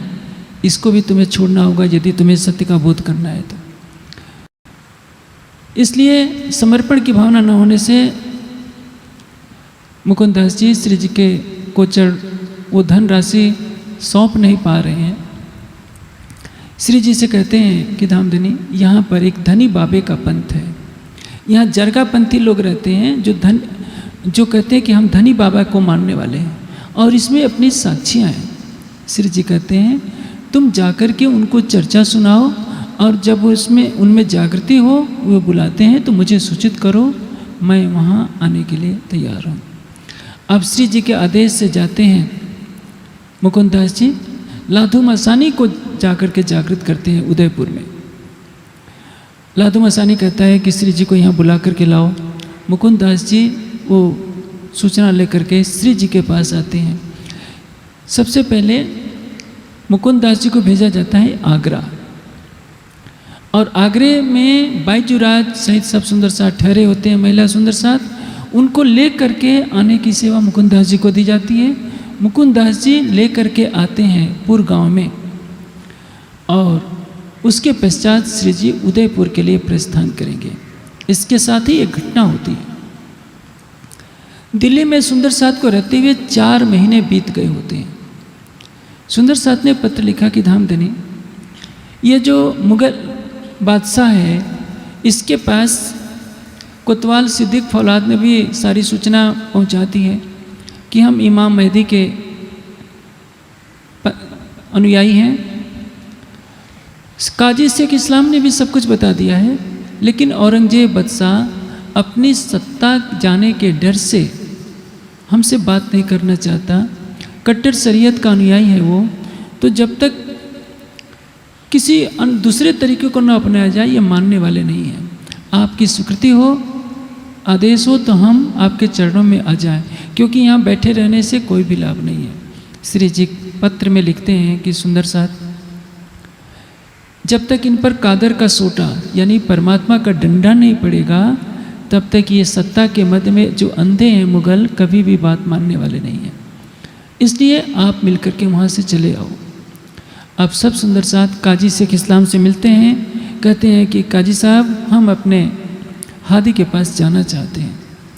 काजी शेख इस्लाम औरंगजेब से मिलकर कहता है कि जो इमाम मेहदी के आदमी थे वो जाने की स्वीकृति मांग रहे हैं। औरंगजेब कह देता है कि परसों लेकर आना। अगले दिन को छोड़कर यानी एक दिन के पश्चात काजी शेख इस्लाम 12 सुंदर साथ को लेकर औरंगजेब बादशाह के पास आता है। औरंगजेब सामने है, नज़र नहीं मिला पा रहा है। भले ही वो बादशाह हो तो क्या, मोमिनों की आंखों के सामने उसकी हिम्मत नहीं पड़ रही है कि इनके सामने मैं आंखें उठाऊं, क्योंकि उसको मालूम था कि सचमुच इमाम मेहदी आ गए हैं, और ये इमाम मेहदी के भेजे हुए। एक तरफ मेरी सल्तनत है, एक तरफ इमाम मेहदी के चरण है। यदि इमाम मेहदी के पास जाता हूँ तो ये मुसलमान ही मुझे मार डालेंगे, नहीं जाता हूँ तो ये राजसत्ता मुझे मिली हुई है, मैं इसको क्यों छोड़ूं। वो बंधन में पड़ा हुआ है, क्योंकि इमाम मेहदी से मिलने की चाहत में ही वो हिंदुओं पर अत्याचार कर रहा था। ढाई हिंदुओं के खानेबुत, दिल में इमाम की जारत, क़यामतनामा में छुपाई आती है।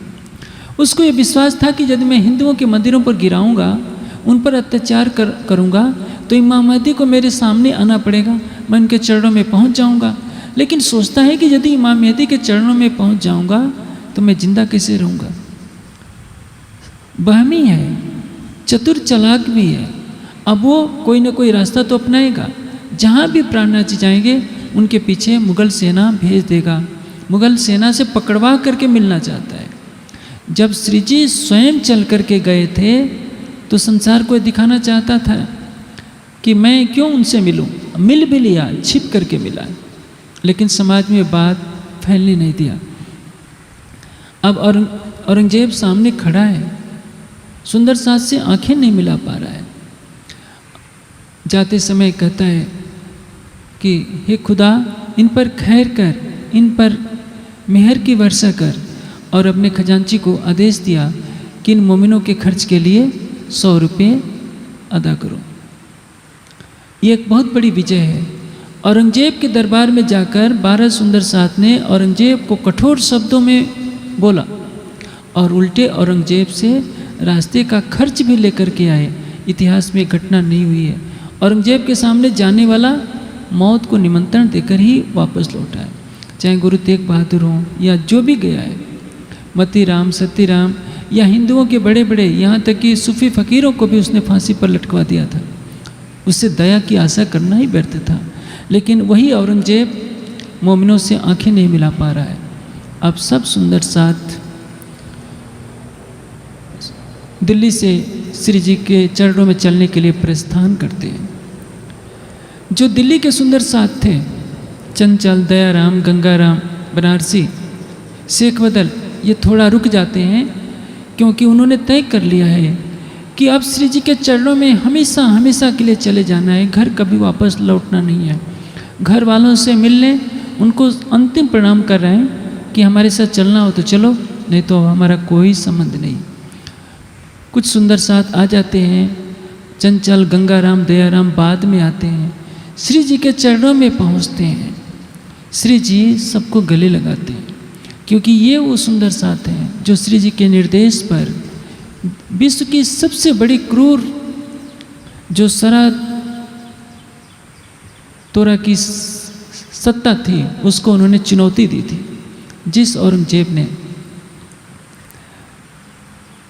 न जाने कितने मंदिर को ढहवाया, चाहे काशी विश्वनाथ का मंदिर हो या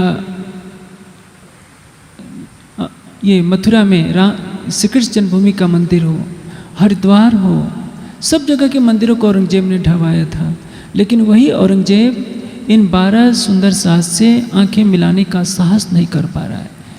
आंखें नीची नीची करके सब कुछ बातें कर रहा है क्योंकि उसके अंदर भी दहशत बैठ गई है। वो देख रहा है कि मैं सिंहासन पर जब बैठने की कोशिश करता हूँ तो उस पर शेर नज़र आता है। उसको लग रहा है कि इमाम मेहदी के स्वरूप की मैंने पहचान नहीं की तो उसकी सज़ा मुझे मिल रही है। उसको लगने लगा है कि मेरा सब कुछ समाप्त हो जाएगा, लेकिन अहंकार इतना है, शरीयत का मोह इतना है कि वो उसको छोड़ नहीं पा रहा है। अब सब सुंदर साथ श्री जी के चरणों में आते हैं, श्री जी गले लगाते हैं और वाणी चर्चा का प्रवाह शुरू हो जाता है। अब समय भाव के कारण आगे की चर्चा रोकी जा रही है। कल आप सुनेंगे किस तरह से उदयपुर में कौन कौन से आते हैं। उदयपुर का राणा भी आता है और श्री जी उदयपुर से चलकर मंदसौर भी पहुंचेंगे, जहां कई महीने, 1-2 महीने नहीं, कई महीने भिक्षा मांगकर सब सुंदर साथ गुजारा करते हैं। यहाँ से त्याग और तप की कहानी शुरू हो जाएगी। उदयपुर से भूखों रहने की शुरुआत हुई है। फकीरी भेष भी धारण, सब वैरागी भेष धारण करेंगे, सिर मुड़वा लेंगे, कानों में बालियां पहन लेंगे और वैरागी भेष धारण करके सब सुंदर साथ के साथ श्री जी वहाँ से प्रस्थान करेंगे। कल के भी तक बहुत रोचक है और कल मंदसौर की भी चर्चा होगी, इसलिए सुंदर साथ अपने घर से भोग बना कर लाएंगे। चुपाई दूर आए पहुँचे उदयपुर, आए पहुँचे मुलाकात करी श्रीराज, भीख बदल शामिल भय इस्लाम के काज, भय इस्लाम के काज।